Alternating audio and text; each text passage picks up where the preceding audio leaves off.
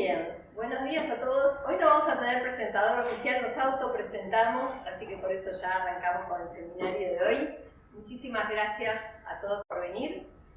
El seminario de hoy lo vamos a dar con Pedro, juntos, no solamente que estamos de coautores, sino que va a dar una parte cada uno. Y es un seminario un poco distinto de los que estamos acostumbrados, porque no solamente les vamos a compartir resultados de una línea de investigación que estamos compartiendo hace muchos años con Pedro, sino sobre todo hacerles una propuesta y una invitación.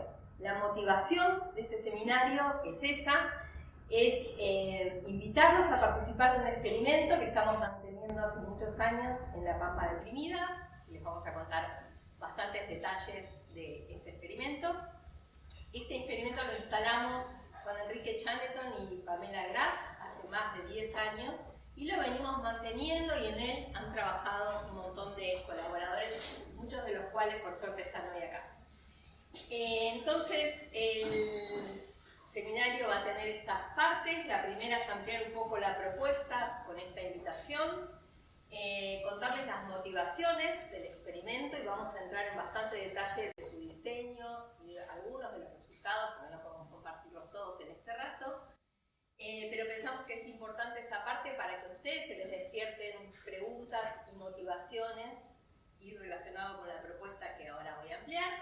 Y después queremos dejar bastante espacio de este rato de seminario para interactuar con ustedes, para contarles algunas preguntas que nosotros pensamos que están abiertas y que podrían contestarse con este mismo experimento, y también para escuchar las motivaciones y preguntas que les surjan a ustedes de nuestra charla. Así que bueno, tengan a mano algo para anotar y para ir haciendo esas preguntas a medida que se les van disparando.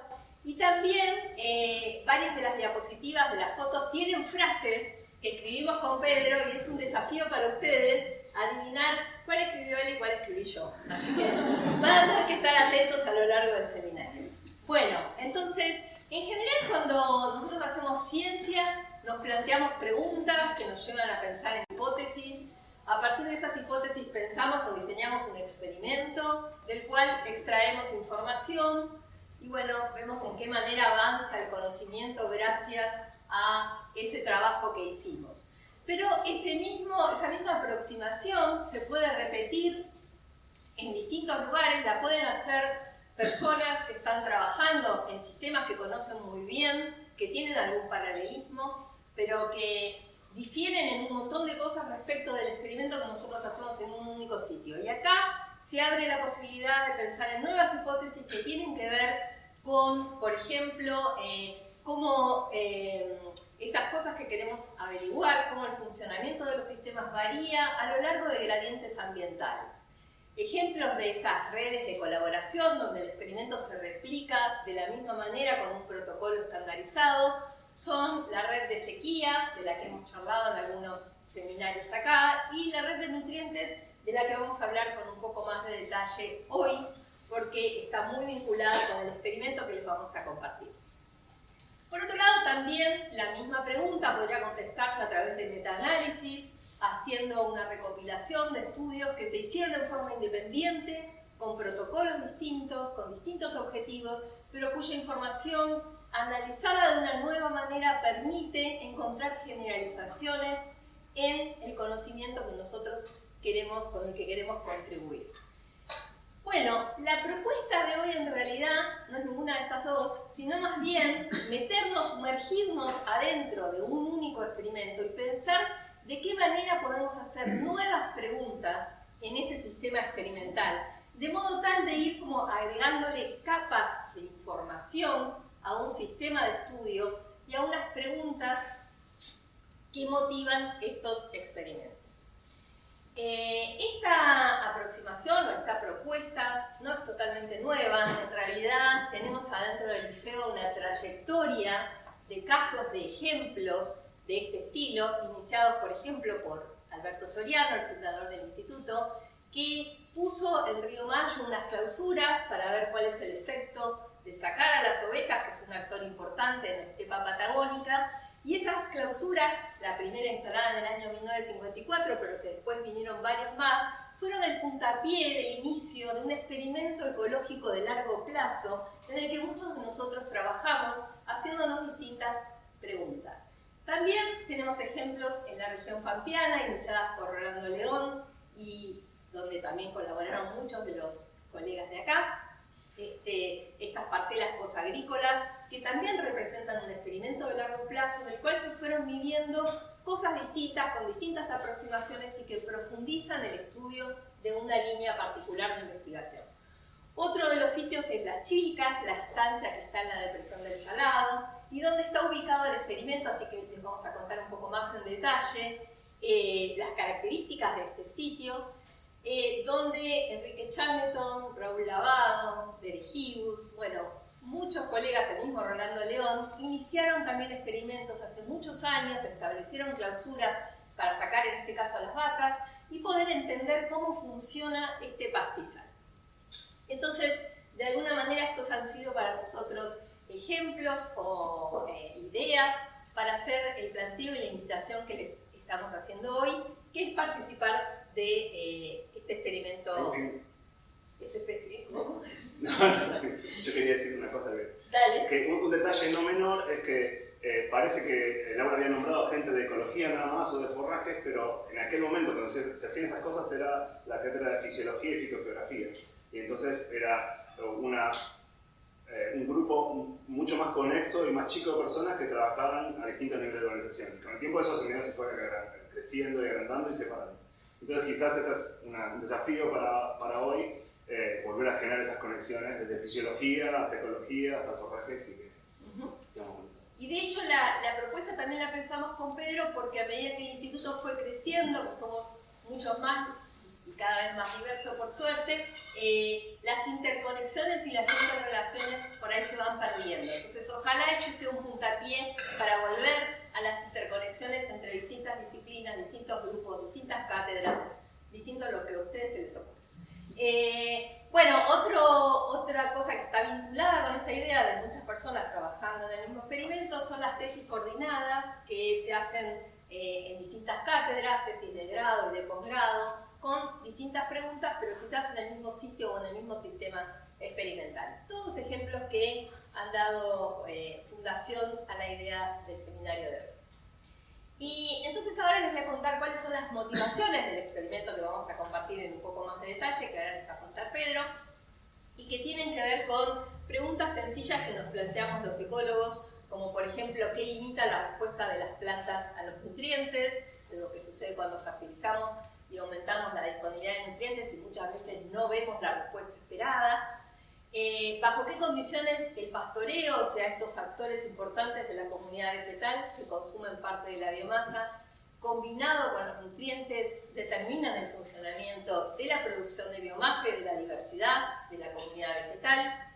Y después una cosa un poco más aplicada, cómo podríamos manejar estos factores para algún fin en particular, por ejemplo, controlar la invasión de una especie exótica o al revés, para promover una especie que tiene alguna calidad forrajera particular y que nos interesa que su abundancia aumente.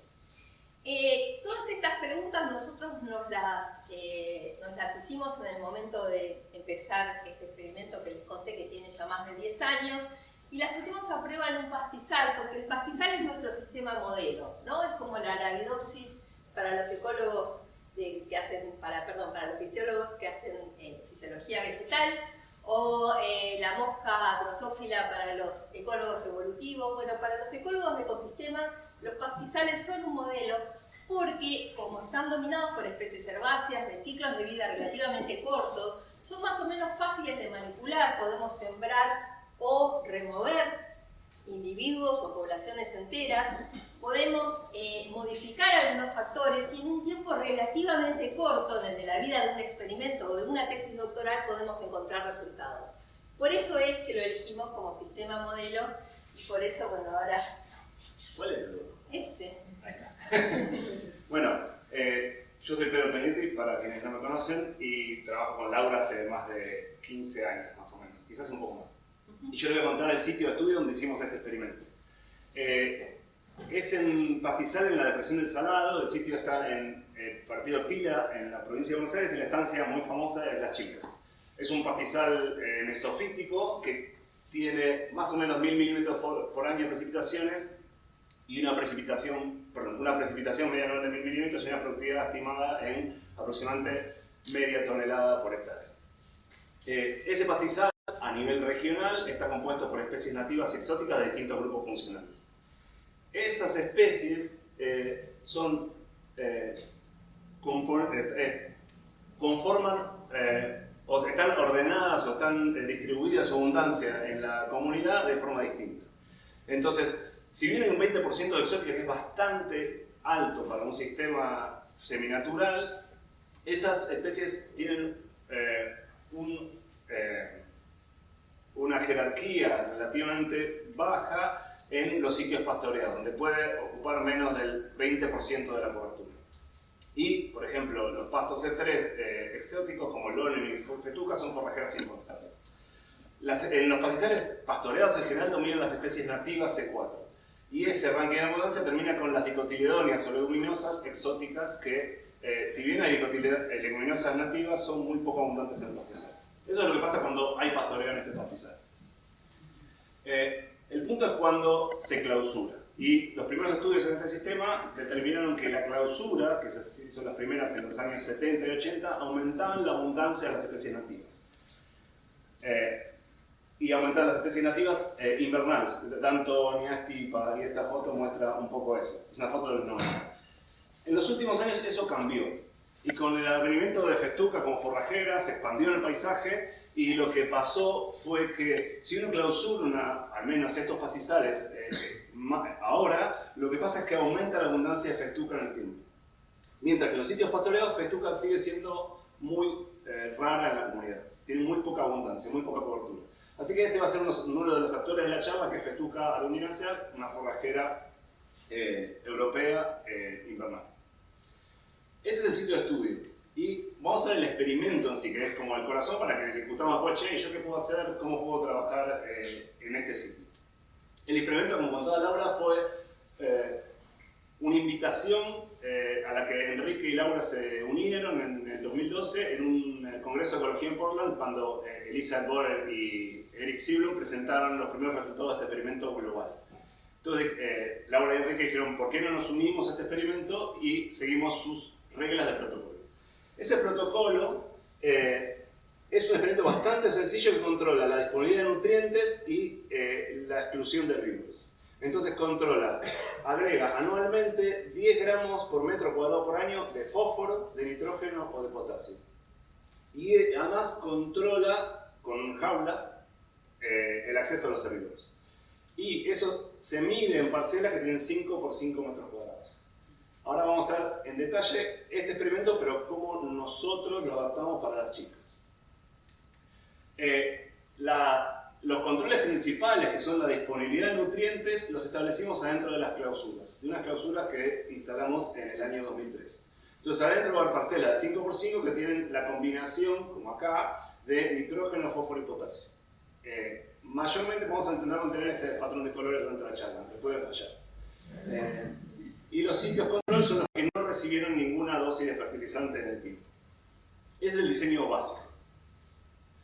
A eso nosotros le agregamos un corte que no estaba inicialmente en el protocolo, que lo que permite es entender qué pasa en la comunidad cuando se mantiene el túnel. Si uno hace esto en una clausura, los herbívoros no acceden, aumenta la biomasa y cambia completamente la estructura pastizal. Entonces necesitábamos tener remoción anual de biomasa. Y esto lo establecimos con un corte que de hecho está metido adentro de la parcela de fertilización.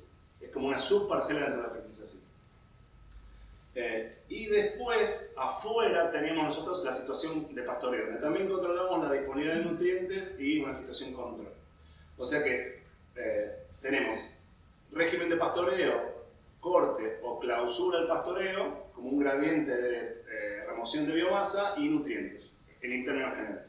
Sin embargo, esto lo podemos ver de varias formas. Este esquema completo está 3 veces, que son 3 bloques. Y este esquema con los nutrientes y las vacas están 6 veces, o sea que hay 6 bloques, repetición.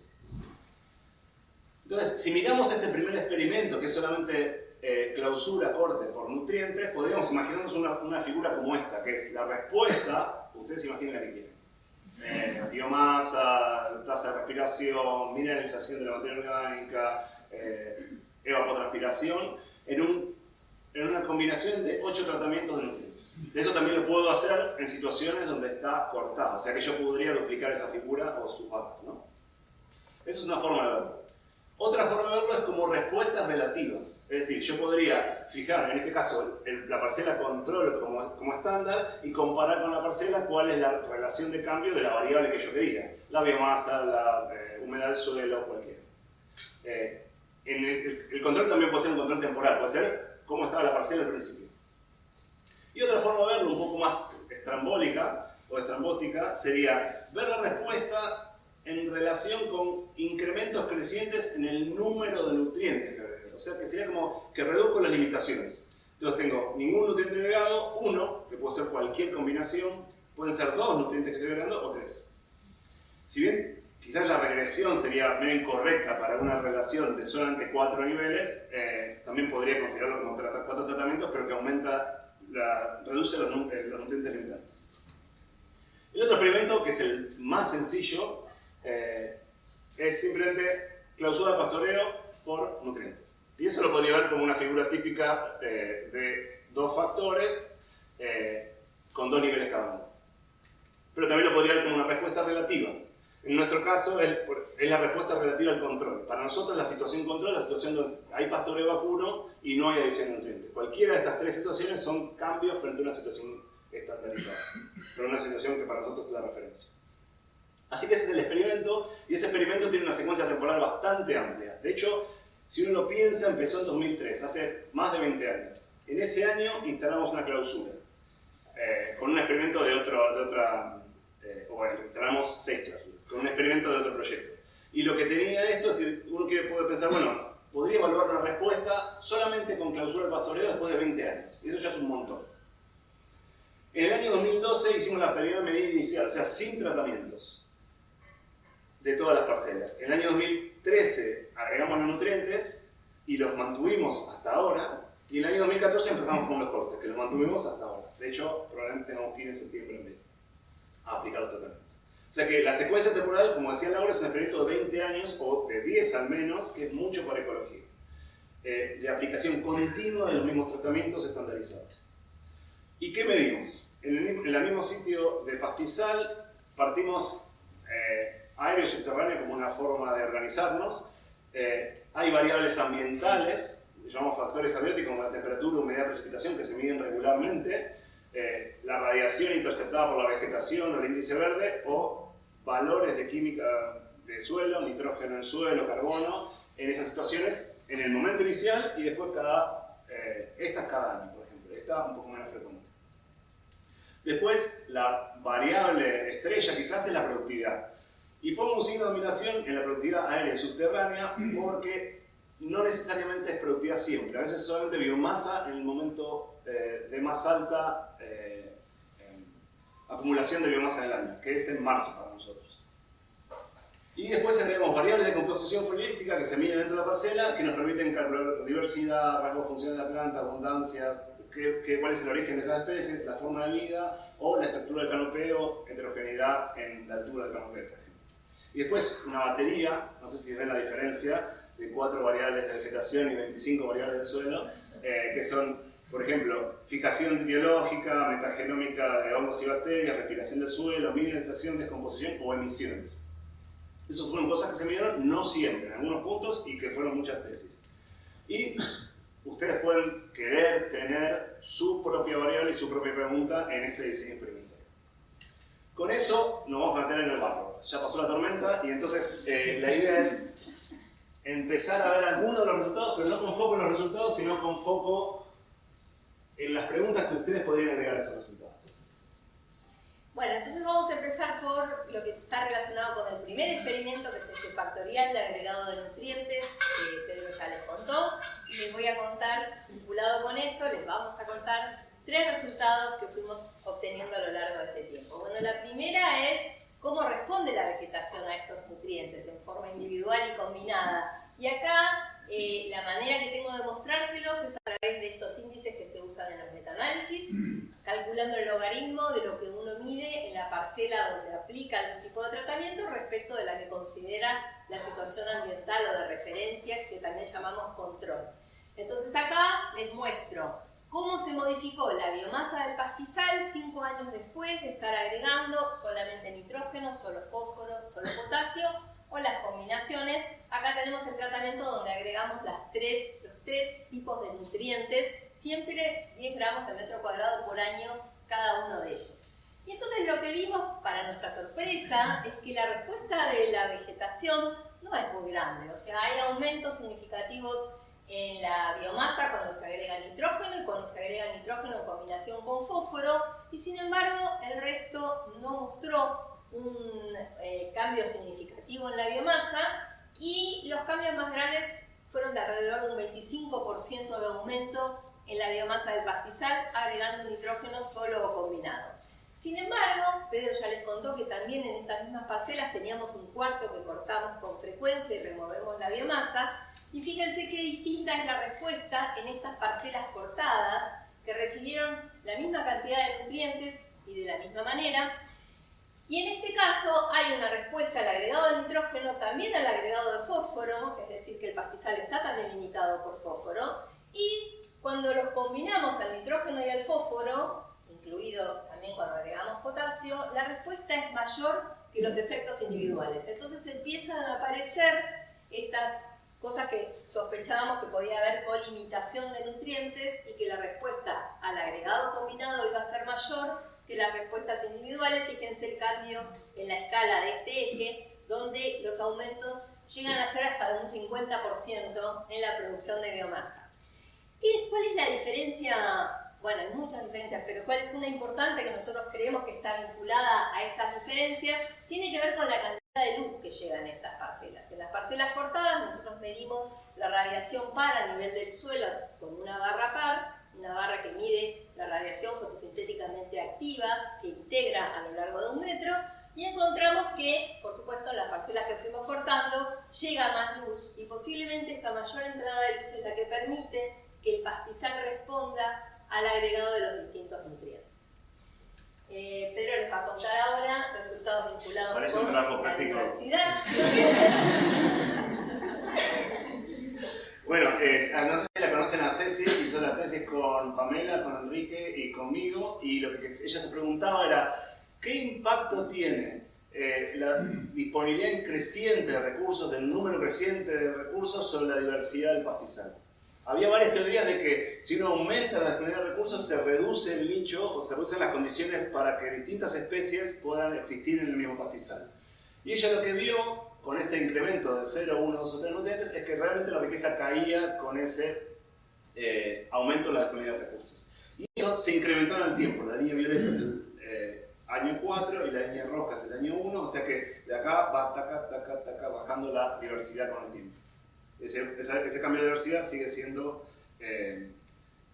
con los nutrientes. Lo importante es que hay otra teoría, aparte de la de los recursos, que es, bueno, la luz.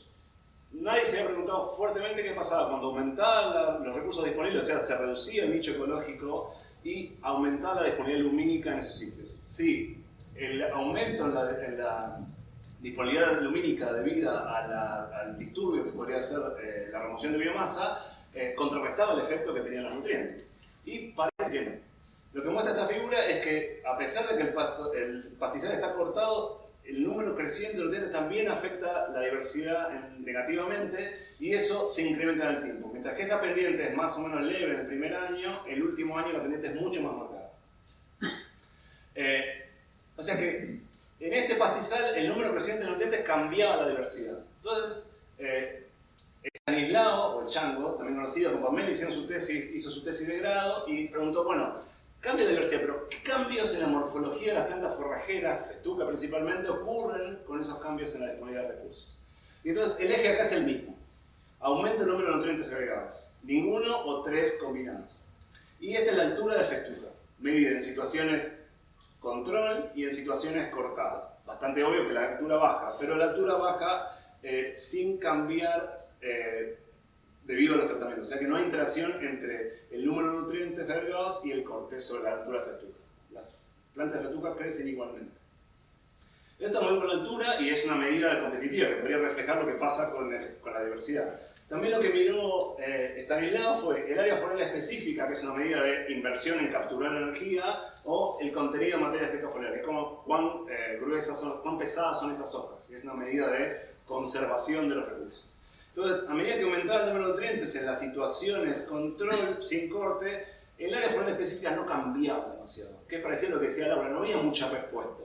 Sin embargo, cuando estaba cortado, el incremento en el área foliar específica era mucho más marcado. O sea que había una respuesta mayor y más inversión en maquinaria fotosintética o área foliar, ¿no? Algo parecido pasaba con el contenido de materia seca foliar, pero donde solamente los nutrientes lo reducían. O sea que se hacían hojitas más livianas con el agregado de nutrientes, pero no eran realmente afectadas por el corte. Así que eso es lo que tenemos respecto de cambios en la morfología de plantas. Y eso es como estamos a mitad de camino y tenemos que seguir viento al sur. Ahora lo que vamos a hacer es contar algunos otros resultados con el otro diseño experimental. Bien.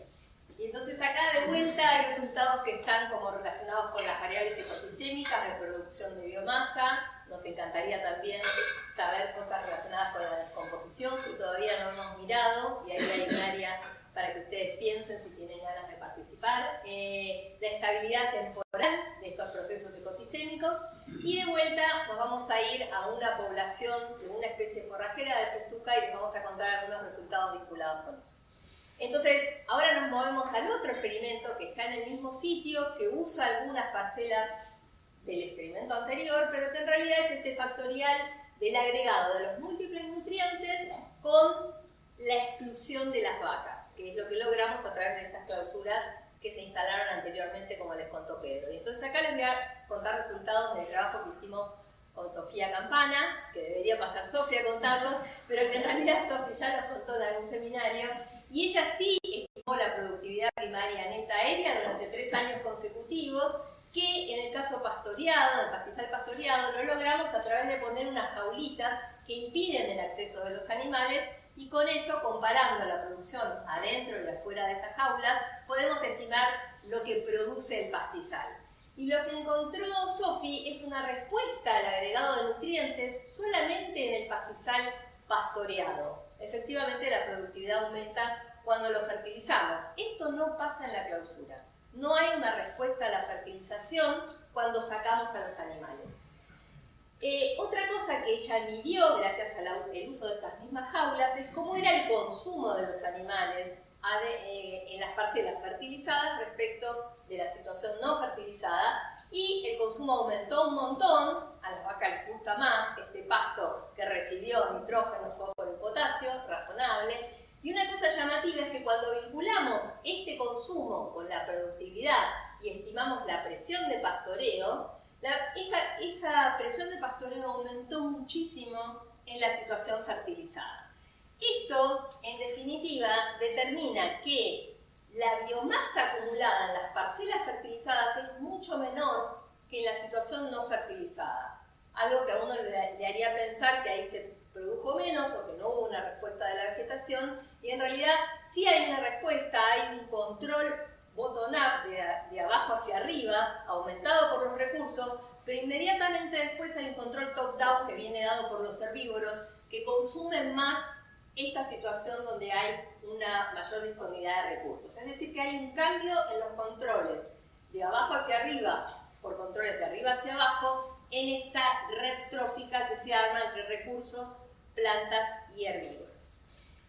También, gracias a haber seguido durante varios años midiendo la productividad, Sofi pudo ver cómo cambiaba la estabilidad de esta productividad cuando sacábamos a los animales, que fue lo que tuvo el mayor impacto en la estabilidad estimada como la media dividido el desvío a lo largo de 3 años que medimos productividad primaria neta con estas jaulitas que les conté.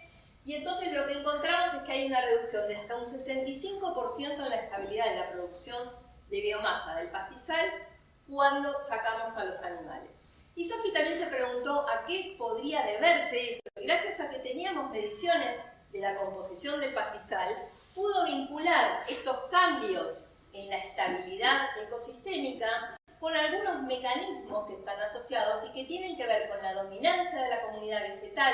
Cuando sacamos a las vacas se domina el pastizal, aumenta mucho la abundancia de festuca, como les contó Pedro antes. Este aumento en la dominancia lleva a una reducción en el desvío, en la variabilidad, en la productividad a lo largo del tiempo, que es este denominador que tenemos acá, y por eso una reducción de la estabilidad del ecosistema. Y ahora les va a contar lo que está vinculado con estas dos. Sí, con las dos forrajeras. Una es festuca y otra es lotus, que son las que les conté, esta ya les he contado actores. Y esta, si bien es una especie exótica, es casi la leguminosa dominante en el sistema y para muchos es la Arabidopsis de las leguminosas. Es como un caso de estudio de no solamente de interacciones con los rhizobios y con otros organismos. De hecho, hay varias líneas de investigación en la facultad y en el IFEBA y en forrajes con eso. Así que la pregunta es, ¿qué le hacen estos tratamientos a festuca? Y entonces uno puede pensar, bueno, en términos poblacionales se hacen plantas más grandes, más chicas. ¿Cómo son esas plantas? Entonces, lo que está acá es la cobertura basal de festuca en las situaciones de clausura y pastoreo. Las plantas en clausura son mucho más grandes en términos de área basal. Perdón, la cobertura de la festuca es mucho más grande en términos de área basal respecto al pastoreo.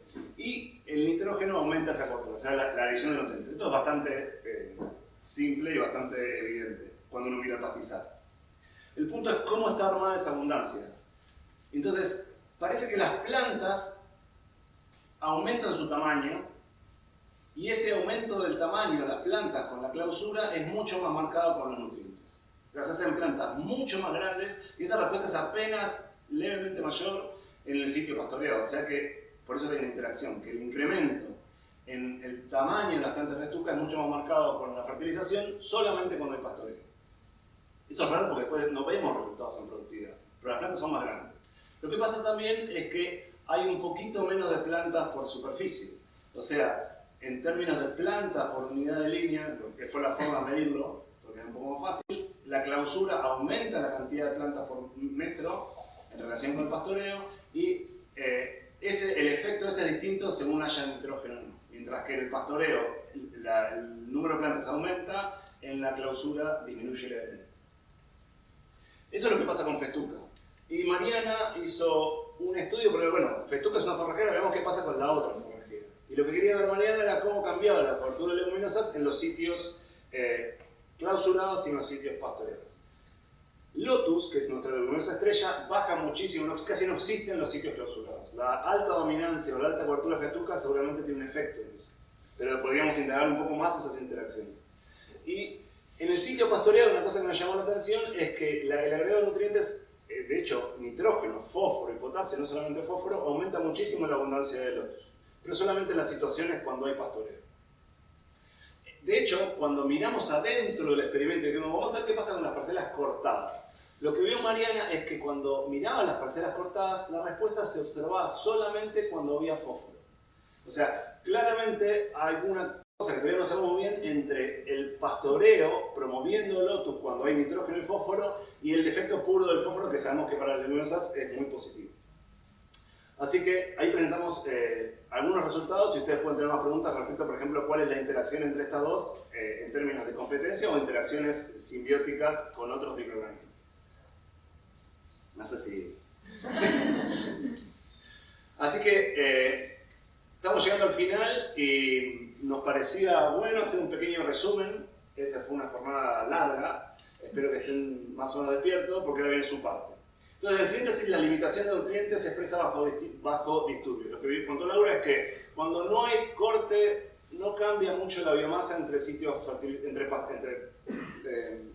áreas fertilizadas o no, pero cuando se corta la biomasa, esa respuesta es hasta un 50% mayor. También que el mayor número de nutrientes no solo reduce la diversidad, sino que cambia los rasgos de festuca. Vimos rasgos foliares, pero no sabemos nada de rasgos radicales, ni de la estructura de los macrollos, ni cómo se organiza esa población. Solamente algunas cosas muy diversas. Después que cambios en los controles por recursos y consumidores, que es el trabajo que hizo Sofía. En el pastoreo hay mucha más productividad con el agregado de nutrientes, pero esa productividad desaparece con los herbívoros. Y vimos algunos efectos sobre las especies exóticas forrajeras. Las dos, Lotus y Festuca, son forrajeras y son exóticas.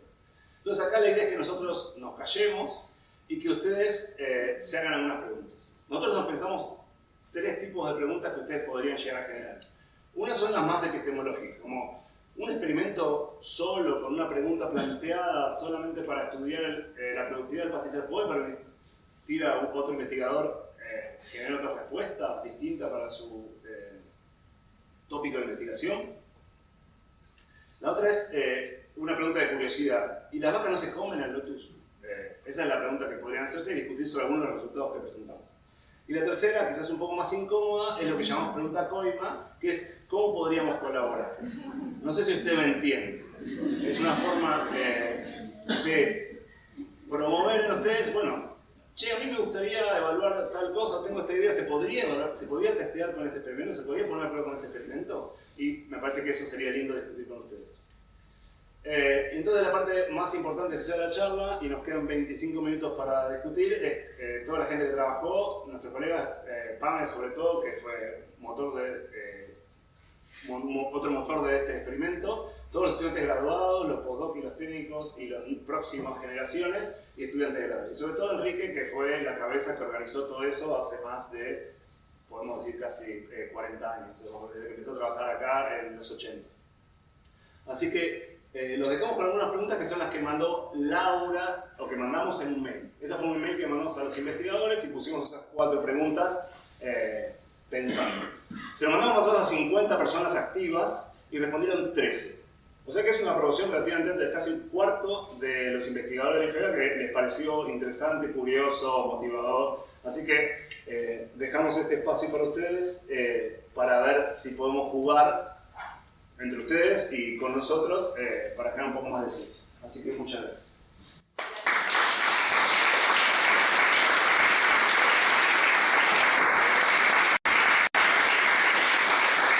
La primera pregunta se lleva un caramelo. Somos nuestros propios moderadores. Nosotros decidimos a quién le damos la palabra, qué contestamos, qué no. Así que... Allá hay Marina, se ganó el caramelo. Ahí está. Bueno, gracias por esta presentación y quería agregar que hace 6 años Paula trajo suelo de algunos de esos tratamientos para contestar algunas partes de esas preguntas que ustedes están haciendo y era ver el potencial inóculo, digamos, de hongos como micorrizas en ciertos tratamientos con la idea de que la fertilización podía estar reduciendo, ¿no? Porque la fertilización podría reducir la diversidad o modificar la composición de hongos como micorrizas, y estaba esta cuestión de las fuerzas de arriba y abajo también. Entonces lo que incluimos fue a raíz anual como una especie que se promueve esos pastizales, una promotora que está en los sitios bajo pastoreo con y sin endófilos. Entonces lo que Paula evaluó era si en esos tratamientos cambiaba el éxito y las relaciones entre el olivo con y sin endófilos, Lotus, y sembró gramíneas nativas. Y bueno, esa fue su tesis de grado, la está escribiendo, pero creo que también sería valioso seguir con esta idea, que quizás en ese momento ya no encontramos los cambios que nosotros esperábamos, pero eso no quiere decir que con el tiempo no se hayan producido, y entonces se podría hacer algo parecido o algo en esa línea, que Paula no puede. Ni se me ocurre detenerle porque está haciendo el doctorado en otra línea. Aclaramos que ya defendió su tesis, lo que está haciendo es trabajar en el manuscrito. Claro. Por supuesto, igual que muchos otros resultados, no llegamos a compartirlos acá, pero estuvo muy linda esa pregunta. Pero había esta interacción entre mutualistas, interacción de competencia entre leguminosas y que podrían modificarse. Nosotros no manipulamos la micorriza, solo miramos priorizaciones. Sí. Me parece que está buenísimo, y yo me acuerdo cuando llevaron las macetas y que eso se puede volver a hacer, y que una forma de organizar eso es una pregunta que nos demoraban: ¿quién lo hace? No me acuerdo quién dijo que en realidad no es cuestión de recursos financieros, sino de recursos humanos. En el fondo, que tienes unas personas que pueden trabajar y yo. Me parece que esa parte de la. Sí, Y como ustedes decían para los experimentos, no es que hay que repetirlo. Uno podría tener, bueno, ahora un tratamiento con aliado por microquizas o con otras interacciones que complemente eso, ¿no? No es que tenemos que replicar. Claro. Sí, aprovecho mientras se les ocurre la próxima pregunta a decirles que el detalle que contó Pedro de las variables que estuvimos midiendo durante todos estos años de una manera estandarizada y que además es la misma manera que se usa en la red de nutrientes, son datos que están también disponibles. Cuando nosotros decimos abrir el experimento nos referimos a abrirlo en cuanto a compartir esos datos a los que uno les puede hacer preguntas distintas, hacer nuevos experimentos o, no sé, ir y medir algo que nosotros todavía no hemos medido, aprovechando que existe un experimento de largo plazo en un pastizal con esta combinatoria de nutrientes y este uso de sacar y dejar a las vacas. Pero bueno, nos escuchamos. Sí.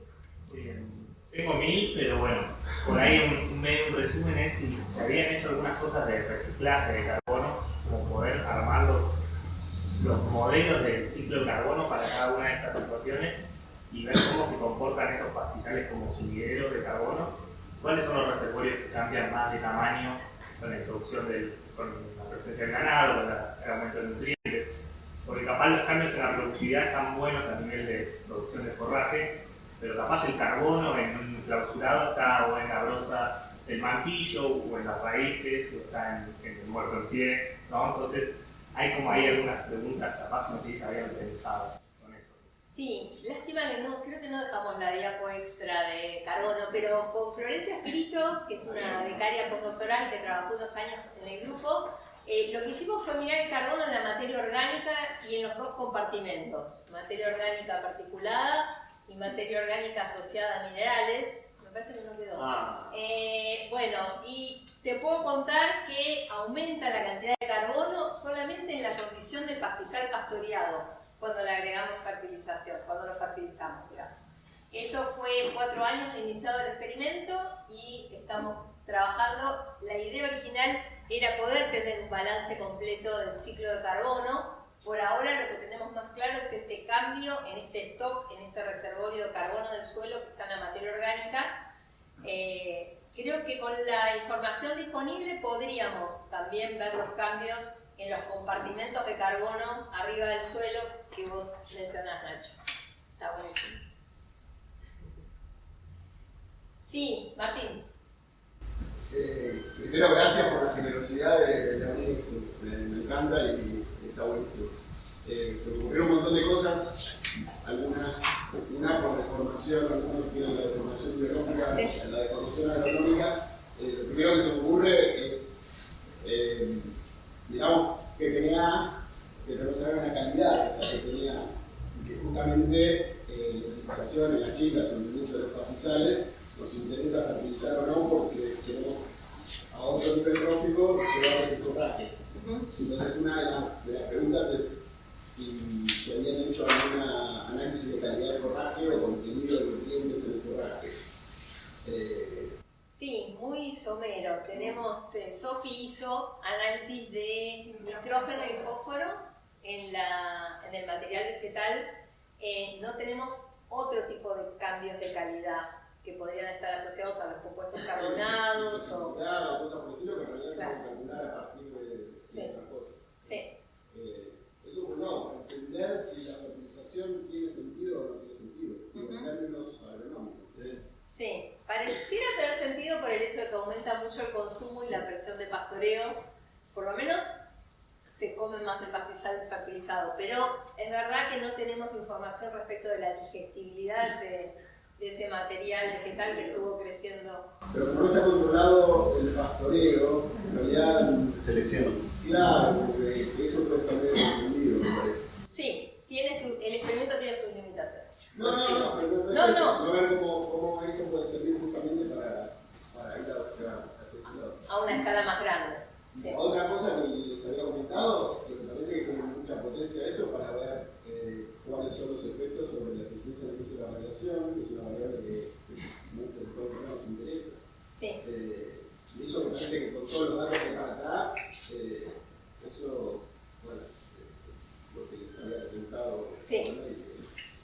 Qué me bueno. parece que se puede hacer. Obviamente que hacia adelante se podrían medir otras cosas, cuestiones más de respuestas espectrales y cosas por el estilo, pero me parece que ya entiendo que con lo que contaron y con lo que hay, se puede ir en esa dirección. Buenísimo. Gracias, Martín. Una salida. Martín. Buenísima la charla, muchas gracias. Yo tenía una de las epistemológicas y otra de lo del experimento. Supongo que las epistemológicas están apuntando a algo que yo hace un par de años había sido totalmente ingenuo, que es, por supuesto, saquémosle todo el jugo que se puede sacar a esto, pero con esta cuestión de la crisis de replicación y demás, ahora estoy casi bandeado al otro lado de que me asusta cuando uno empieza a preguntar demasiado al mismo juego de datos o al mismo experimento, y no he salido mucho de miedo, no tengo tanto conocimiento, pero estoy más vale precavido. Y creo que acá, no sé, la pregunta es ¿qué cuidado tienen ustedes? Me parece que hay como dos cosas. Uno, hacerle preguntas al experimento nuevas, y otra, hacerle preguntas a los datos que ya están. Y me parece que hacer preguntas al experimento, creo que le veo menos problema que hacerle preguntas a los datos. Uno ya puede entrar al p-hacking, al cherry picking y a todas esas cosas horribles que uno le puede pasar cuando analiza mucho los datos sin una pregunta previa. Entonces, si tienen algún sistema de preregistro de preguntas o de alguna cosa que purifique de alguna manera esto de preguntarle muchas cosas al experimento y a los datos. Y la otra pregunta en relación con el experimento es cómo entra la inundación. Que me imagino que esto cada tanto se toca inundación y entonces todo lo que es fertilización me imagino que se empieza a mezclar y no sé cómo lo manejan. No sé si voy a poder contar ninguna de las dos, pero la primera, me imagino que está buenísimo lo que decís respecto de, bueno, como que vuelvo a mirar siempre los mismos datos. Podría, al final, si el patrón o si ¿cómo puedo decir? Si el mecanismo generador de esa información es el mismo, voy a encontrar siempre los mismos patrones. Entonces, si es que al final lo que pasa es que está todo controlado por la productividad y que, bueno, miro el carbono, miro lo que pasa en el suelo, lo que pasa, en el fondo es todo lo mismo que está llevando la productividad a que haya más micorrizas o menos, a que haya más cambios, las formas de calidad y todo eso. Una cosa que quisimos hacer hincapié al principio es que había una pregunta, o sea, como que había una pregunta antes del experimento. Entonces, ahora ya saben cómo es el experimento. Entonces, eso es lo que quisimos hacer un poco hincapié con el experimento de información. Que es un poco distinto de meter en la licuadora y a ver, vamos a buscar todos los P posibles. Y eso me parece que es lo interesante de pensar un poco más. Pero sí, no sé si no tengo idea, y estaría bueno pensarlo, como pregunta epistemológica, ¿cómo puede ser? Como si el P global de todas esas preguntas se modifica. Es como preguntarle a 10.000 genes qué hiciste cuando en el fondo es el mismo tratamiento que hiciste. La verdad que está bueno, pero pensé, si no lo tenía en mente. Y la inundación, sí, totalmente. Nos ha pasado de ir a fertilizar y que haya agua y que no podemos fertilizar y tenemos que volver 2 semanas después o se nos atrasó un poco. Y que no medimos nunca ningún mapa es carísimo, un mapa de fertilización. Vieron la figura que mostró Lau, que es las vacas van a un lugar y comen ahí, y eso es un cuadrado donde fertilizamos que atacan ese lugar. Entonces no tenemos ningún mapa todavía de si esa fertilización que estuvo en el metro cuadrado se difundió en el espacio. Si se difundió horizontalmente, verticalmente, no tenemos ninguna idea de eso, y estaría buenísimo. Esa es una de las cosas. Que si bien me parece que se expandió, y lo que no sabemos si se expandió porque las vacas no se dan cuenta que ella no está fertilizada o no, por los animales. O se expandió porque realmente se está corriendo si es una cuestión de comportamiento de los animales, que el borde es lo mismo, o si es una cuestión de movimiento del nutriente. Un efecto confundido. ¿Estudiantes de metodología? Pero sí, está buenísimo. Y la otra cosa que no dijimos nada es cómo esas respuestas que tenemos nosotros cambian en el año seco húmedo. Tenemos 10 años de datos meteorológicos de cuánto llovió en ese lugar y ver si esas respuestas se modifican o no con la precipitación. No sé si No, ayudó. podría ser incluso que si las vacas van y fuesen ahí, traer un efecto de promoción del rendimiento de clientes por la vaca. Tenemos un experimento, ya tengo un experimento pensado hace un montón que nunca, algún día lo vamos a hacer, eso de cuando las vacas se dan cuenta que hay, cuando se aviva el animal, que ahí tengo que ir a comer y que tengo que volver a ir a comer porque sé que ahí hay y es manipulado. Sí, ¿Serán efectos de los nutrientes o de los carbohidratos que son generados por mayor fotosíntesis, producto de esos nutrientes? Y que sean los azúcares lo que tiende a comer que huele. el animal. Sí, no sé. Está bueno, no sé cómo lo Chocolate. o los volátiles. Como les conté, nosotros hicimos algunos análisis químicos del material vegetal y vimos que sí tenían mayor porcentaje de nitrógeno y de fósforo esas hojas, o sea que algo vinculado con los nutrientes pareciera que hay, pero puede haber otras cosas también, ¿no? Y una cosita cortita que quería agregar en relación con lo de la inundación, que efectivamente es un factor importante en este sistema porque es un pastizal muy plano, por eso se llama pampa deprimida todo el sistema, que se inunda prácticamente todos los años en invierno. No vino pasando en los últimos 3 años que la precipitación fue bastante menor de lo normal, pero sí es algo habitual. Y bueno, Sofi hizo un trabajo con una tesista, con Florencia Buracci, que no sé si está hoy acá, no la vi, vinculado con tratar de estimar la incidencia de la inundación a través de datos satelitales para por lo menos tenerlo como información para interpretar los resultados. Yo no creo que la inundación desdibuje el agregado de fertilización en el pastizal pastoreado, porque de hecho es increíble cómo se ve la parcela marcada en el campo. Pero sí es verdad que muchas de las cosas que medimos pueden estar influenciadas por esos ciclos y lo estuvimos pensando con Lucía y con Marcelo Soria, con quienes estamos ahora volviendo a mirar los datos de metagenómica, las descripciones de los cambios en las comunidades de bacterias y hongos en el suelo. Bueno, ¿cómo puede ser que en este sistema la inundación periódica puede estar determinando los cambios en las comunidades de bacterias y hongos? El tema es que, bueno, no es un factor que nosotros manejamos, es como una característica de este sistema. Bueno, no sé, Luis, ¿hay algo más que quieras agregarles? Bien. ¿Leyeron? No, está bien. Yo voy a hacer algunas cosas, pero claramente, igual quedan 5 minutos, pueden seguir preguntando. Podemos hacer un silencio incómodo hasta que pregunten. O podemos discutir esto de grupos, o yo puse unas cosas que después pueden anotar sus nombres ahí y podemos hacer grupitos de cosas que a la gente les interesa lo mismo. Y a mí me interesa la eficiencia de observación, pero lo dijo Martín, a mí también. O a mí me importan las interacciones, entonces nos juntamos con Marina y compañía y pensamos algo. O la cuestión lógica de cómo será con un experimento, lo pruebas tantas veces si cambia el valor, el alfa global, o no. Y eso puede ser una pregunta interesante para discutir. Sí, Vero. Vero, bien. ¿Han mirado algo en el banco de semillas del suelo? Sí. Hay cosas del banco de semillas. Ceci hizo, en su tesis doctoral, hizo un muestreo y después nosotros hicimos otro en esta situación. Ceci mostró adentro y afuera. La composición del banco de semillas es más o menos parecida. En todos lados faltan los pastos nativos de invierno. Casi no existen en el banco de semillas. Desaparecieron.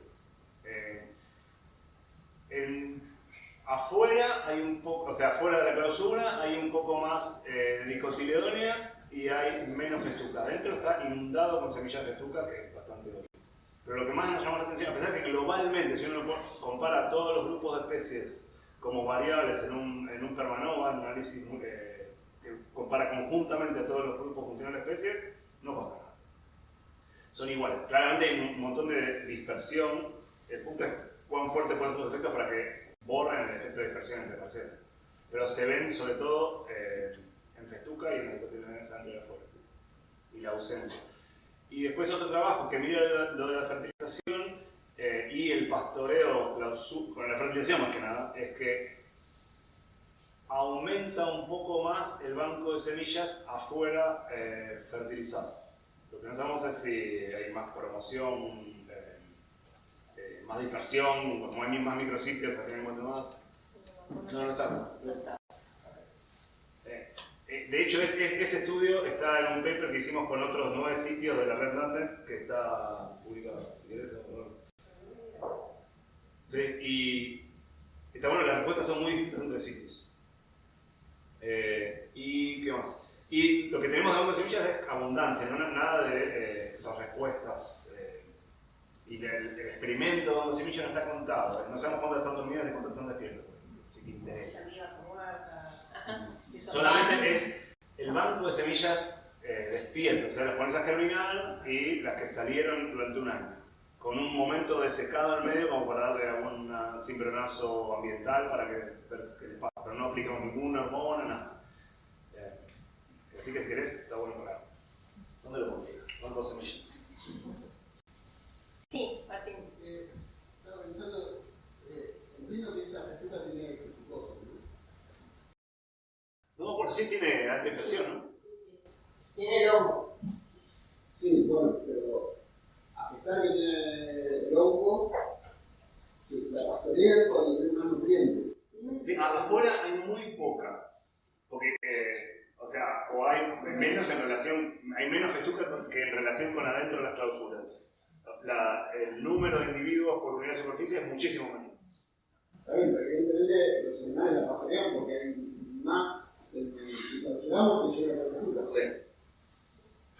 Y entonces hay una interacción entre los nutrientes, el pastoreo y la fructosis, o son cualquier cosa. No hay, creo que no, digamos, la fructosis es el síndrome que aparece en los animales y tiene que comer una alta proporción de fructosa en comparación a otros en un momento del año. No hay esa abundancia en el sitio bajo pastoreo. Y yo por lo menos las pocas veces que he ido, ellos no dicen de tener grandes problemas. Tienen que dar condiciones ambientales y propios de carga muy particulares. Es muy diverso. No podría tenerlo. A veces pasa que en algunas áreas de la estancia que la clausuran un año y tienen bastante festuca, sube mucho y ahí tienen problemas. Pero ahí en nuestro lugar donde estamos nosotros, con nuestra limitada área de trabajo. Jorge. Las preguntas que presentaron son más bien como una serie de preguntas específicas, ¿no? De alguna manera están pensando en cómo se integra todo eso, es decir, ¿están demasiado separadas unas de otras? ¿O de alguna manera pensarlas en conjunto puedes dar información acerca de cómo funciona el pastizal? Así que una pregunta más grande. Está buenísimo lo que decís.